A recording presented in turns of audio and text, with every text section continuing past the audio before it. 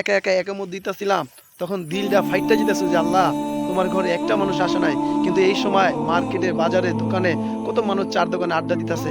একামত দেওয়ার সময় আমার বুকটা ফাইটা যাচ্ছে। ভাই আল্লাহর রাস্তে আল্লাহ মুখে হন। আমি আজকে একটা মহল্লায় জোহরের নামাজ পড়তে গেছি। ভাই বিশ্বাস করেন, আপনার আল্লাহকে সাক্ষী রেখে বলি, ওই মসজিদে একটা আজান দেওয়ার লোকও পাই নাই। পরে নিজে আমি আজান দিছি, নিজে একামত দিলাম, একটা মুসল্লি পাই নাই। নামাজের পরে আর 10 মিনিট ওয়েট করছি। অচেনা একটা মসজিদ, ওই মহল্লার মানুষ মনে ঠিক মতো নামাজ পড়ে না। আমি বলতে চাই ভাই, আপনারা কি কোনোদিন মরবেন না? আপনারা কি চিরজীবন এই দুনিয়ায় থাকবেন? তাহলে কেন আপনারা আল্লাহর ঘর মসজিদে যান না? আল্লাহ বলে এই দুনিয়াতে আমি সুখ রাখি নাই, তার সুখ শান্তি কামিয়ে রাখছে দিন মানার ভিতরে।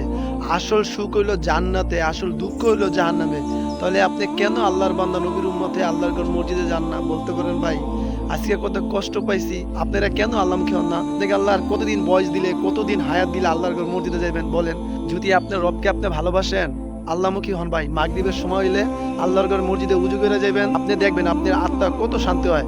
এই বাহ্যিকভাবে যে খাবারটা খাই, এটা হলো শরীরের খোরাক।